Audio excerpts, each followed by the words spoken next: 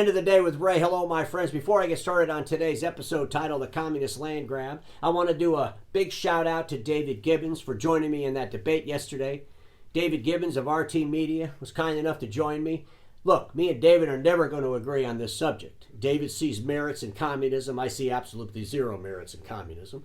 David doesn't believe that there's a threat with Chinese Communist Party-owned technology companies selling their products into the Western world's government offices. I believe it's a major threat. They shouldn't even be allowed to do it, quite honestly. And this affects all of our friends in the free world that work for the Ninestar conglomerate. We have friends at Lexmark, Static Control, all the different assets that Ninestar owns. They have facilities and they have employees all over the free world. And one day they're going to be impacted when the free world says no to Chinese communist technology-owned companies. And that day's coming. Ladies and gentlemen, we are going to enter into a Cold War, and the participants are going to be the entire free world against China, North Korea, and Russia for the most part. And it's going to impact not only the print industry, it's going to impact all technology industries. I think about our friends at Lenovo as an example. But what I find so amazing about the argument is that we've got hearings going on right now about a social media app where there's cat videos and old people dancing called TikTok. The whole Western world's outraged by TikTok. Folks, I get it. Anytime there's a company that's owned by the Chinese Communist Party and it's a company that has access to data, we should all be threatened. Ladies and gentlemen, do you realize what GPT-3 and GPT-4 did? It changed the whole world around data mining. It's about data mining. GPT-3 and GPT-4 are about data mining. That's what it's about. It proved to the whole world that mining data has gone past the intellect of the human. Mining data has gone past the intellect of a human. AI's smarter. AI can take the data and they can mine it in ways that the human can't even imagine. It's happening right now in front of our eyes. So the folks that have the data, well, guess what? They're going to have the power, whether that's a business or whether that's a government. And quite honestly, I don't want the Chinese Communist Party to have more power over the free world because the free world allowed them to get little bits of data here and there because we couldn't clearly define the data they were getting. And we just said, the hell with it. Oh, they got security features. Don't worry about it. Ladies and gentlemen, we need to be worried about it. Because part of the data they're collecting is the intelligence from all the people that work for these organizations that are in the free world. Think about all the people at Lexmark that are Americans that work at Lexmark. Think of all the intellect and intelligence they have. You don't think they're sharing that? They're not sharing it with malice to the Chinese Communist Party. But the Communist Chinese Party is learning about business processes and business practices in the free world, whether it's here in America or any of the other facilities they have around the world. It's data. And they're collecting information. They're collecting intellect. They're allowing these companies that they bought up like Static Control, and they have this Apex Semi facility there in North Carolina. They're meeting with researchers at our universities, and they're getting education and intellect. How are they passing that on to the Communist Chinese Party? We need to pay attention to this. If we're going to have hearings about TikTok, and I believe we should have hearings about TikTok, and we should truly understand the threat of TikTok. But keep in mind, I don't believe that a human being could possibly analyze the threat. Because the threat is coming from AI. And AI is a lot smarter than any one human being. It's a lot smarter than the human race. It's AI. Why are we not outraged about the Lexmark cloud? Where's the hearing on that? Think about it, ladies and gentlemen. We got people scanning documents into the Lexmark cloud. We got a balloon flying right through the middle of the country, and now they're saying that that balloon was sending back data live to China. Where's the outrage? Where's the outrage on a chip factory in North Carolina owned by Ninestar? Where's the outrage of these employees meeting with research centers? What kind of information are they sharing back with the boss, the leader of the Communist Chinese Party? Where's the outrage? Ladies and gentlemen, I want to be clear about something.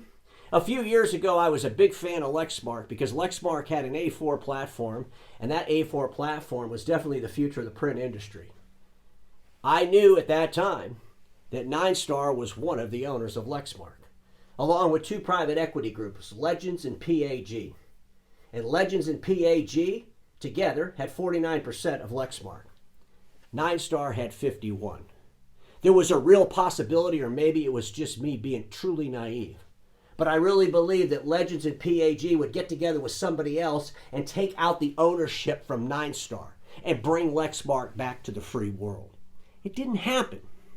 It didn't happen, folks. PAG instead sold more of their interests to Ninestar. Ninestar owns Lexmark. It's never coming back to the free world. In February of 2022, I sent an email to Lexmark. And I said, over the next year, the geopolitics are going to play a big role in our industry. And I can no longer participate in the platform. I can no longer participate in promoting Lexmark because I believe the geopolitics and the threats from abroad are going to cause pressure. And I don't want to be subservient to the dictator back in China. And ladies and gentlemen, that's where we're at today. Lexmark is not an American company, as David said. Lexmark was born in America, but it sold itself to the Chinese Communist Party. Static Control was born in America, but it sold itself to the Chinese Communist Party. And now the Chinese Communist Party will make all the decisions around those two companies and all the other assets they own. And we need to, as the free world, evaluate this, understand this, have debates about this, be able to talk about this without worrying whether or not we're going to offend our friends that work in these environments throughout the free world. Because Ninestar, there's a lot of employees that are not part of the Communist Chinese Party that are working at these facilities around the free world. But I'm telling you, as the geopolitical pressure becomes more pressurized and governments decide not to use China-owned technology companies, there's going to be some major implications when that happens. Speaker McCarthy just met with the president of Taiwan. We're this close to China and Taiwan being in a major conflict. This is a reality. This is going to put more pressure. And we need to be ready. We need to be having these conversations. Why in the world are we allowing Ninestar to put more property, technology services inside the United States or anywhere in the free world? They just set up 3 Ustations, actually 4 Ustations.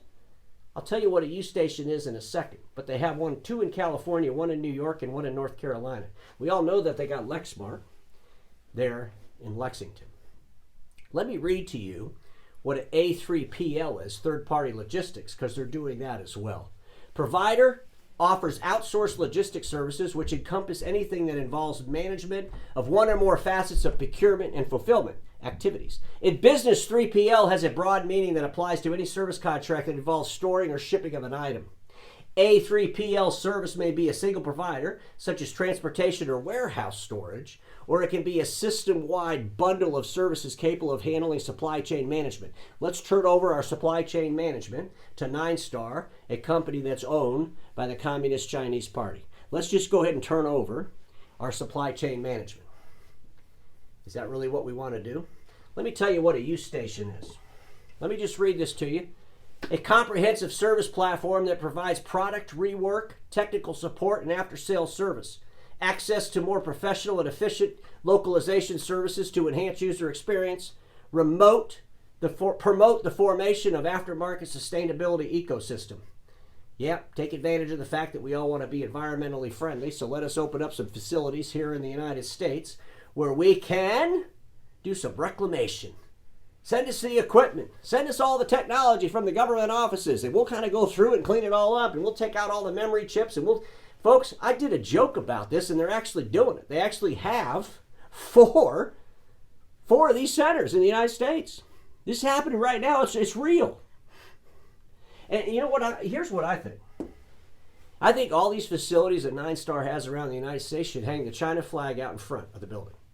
Every one of them. That should be mandatory. That way when people drive by it, they can say, well, why is that China flag there? Isn't that a technology company? Yeah. And then they can think to themselves, that's kind of nutty. And then they could drive a little bit further and see another Chinese flag and say, yeah, that's a little bit nutty. And then they could drive over here to Lexington, Kentucky and see it sitting out there in front of the Lexmark building. And they could say, oh, I thought that was a copier company that came out of IBM. I mean, isn't that like an American company? No, it's owned by the Chinese Communist Party.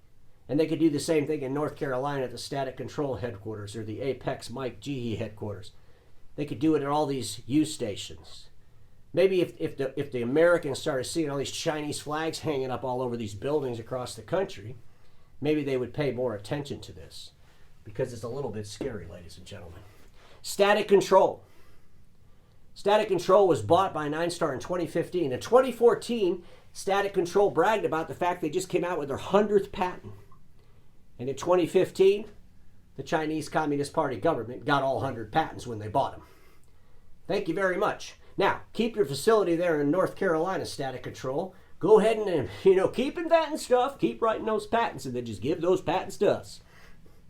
Keep meeting with those universities and those research centers and get all that intellect so you can bring that to the corporate office. And we all know where the corporate office is. Well, it's in China. We all know who the boss is. Well, it's the dictator of the Communist Chinese Party. Ladies and gentlemen, we have got to pay attention to this. We got Ninestar that has the G&G printer, and they're selling the G&G printer into Russia. What do? They just stop the assembly line, take the Lexmark label off, put the G&G printer on it, send that one to Putin. The next one, yeah, go ahead and ban that one from Russia. Put the Lexmark label on it. We've allowed Lexmark to write this little 2-sentence thing. We're not going to sell. We're supporting the sanctions. But yet China's not supporting the sanctions. And I talked about this with David yesterday. If China was serious about needing the free world and respecting the free world, then he would join the free world in the sanctions against Russia. But no, he held up his hand and he said, don't worry about it. We'll be your friend. We don't need to have friends with dictators who have friends with ruthless dictators who invade countries. Geopolitics is going to play a heavy, heavy role in our industry. And I challenge all of my friends in our industry to be able to have these conversations. This year, as you meet with your peer groups, we need to have these conversations. We need to bring the folks from Lexmark, maybe bring some folks in from Ninestar and set them on stage and make them explain to us how all this works. And don't just take their word for it. Let's inspect. Let's inspect what they say. Maybe we need to have some hearings in our governments and all the governments across the free world. If we're this obsessed with TikTok, I think we ought to be more obsessed with companies like Static Control, with Apex that are making chips. They want to put these chips in automobiles and all the things that they're going to do with chips. Think about chips. We're allowing Ninestar to come to the United States, buy up companies, get all the patents from these great companies, and then get all the data that these great companies can give them. And just because we can't understand or comprehend the data and how the data will be mined, doesn't mean it's not valuable. It just means we can't comprehend it. But I assure you, AI can. Just some things to think about, my friends, because we all know this. Status quo is the killer of all that'll be invented. Don't get stuck in status quo, and I'll see you all tomorrow.